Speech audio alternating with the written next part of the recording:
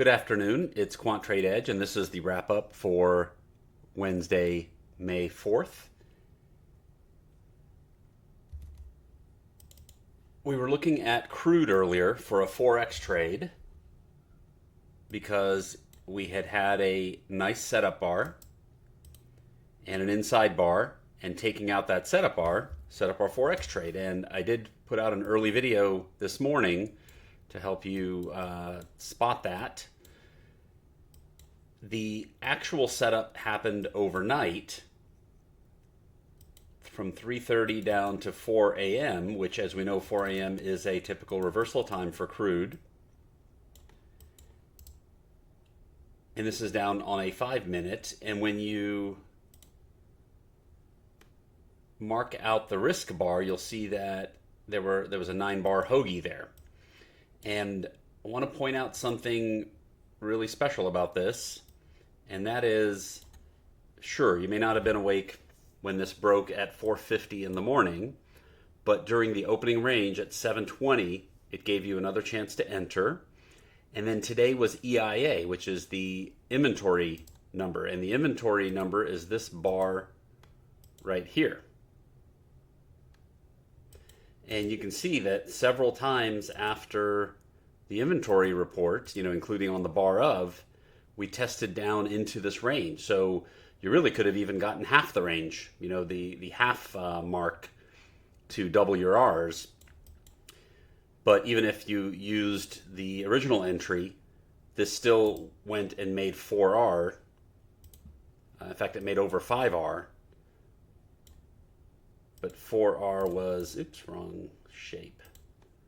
4R was up at 107.76. All the way down here, 107.76. And if you look at what the daily is doing right now, it is breaking out. So if you have a piece left on this trade, it would be wise to leave some.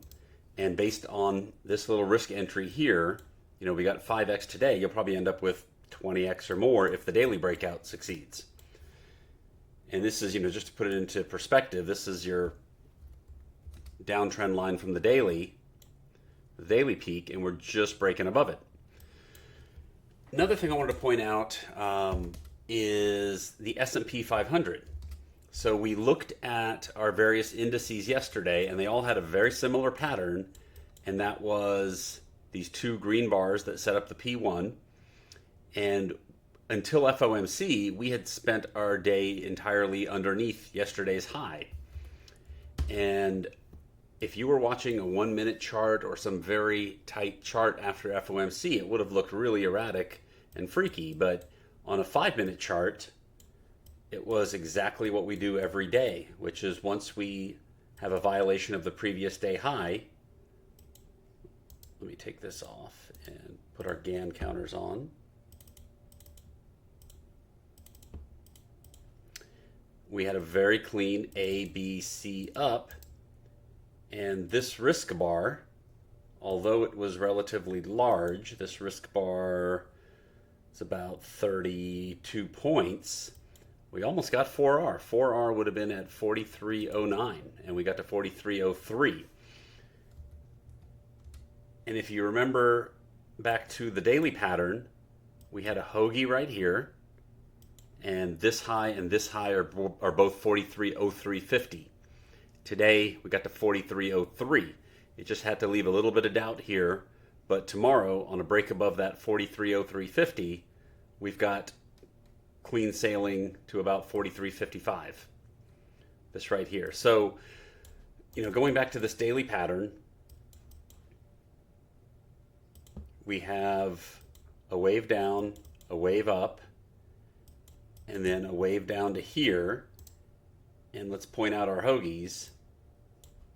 We had one hoagie here that broke lower, and then we had a hoagie here which faked down and went up through the original hoagie. And then when you look at this hoagie, we faked down. There were no closes below here. We, broke it on this day, tailed below it on this day. So if we get something similar to this, at the very least, now we should break out of the top side of this. And, that would be the most conservative target. But we could easily get up to about this level here, which is roughly 43.85. And then we just have to assess. We have to assess if it's another one of these screw jobs, or if there's more strength and there's more legs to this rally. So, it's just fascinating to see, even on a day with the FOMC, all this uncertainty, just stick to our method. The second you break that previous day high on a good setup day, just wait for that ABC and go with it. So anyway, looking forward to tomorrow. Crude has now broken above this level here. We had a PF3 up. May not be a day to enter, but there's still a bullish bias here. Gas has broken up here. We're still aiming for these targets here at about 865.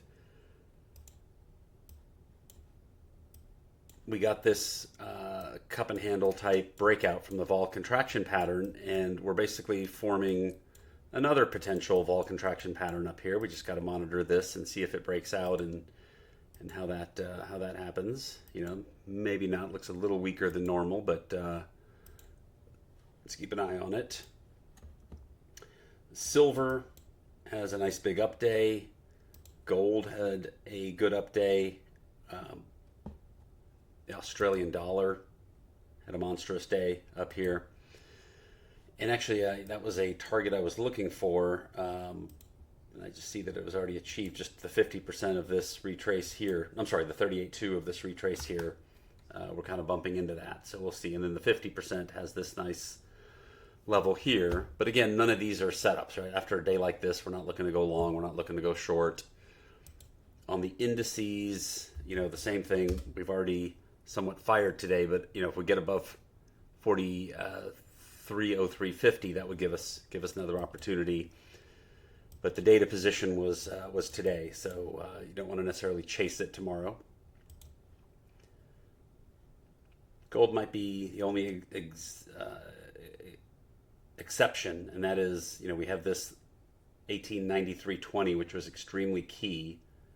We went right up to 1892. Perhaps if we can get back above that level, we could find something to turn it around, because on the 240 minute we have really solid divergences. So go back to our market cycle watching, right?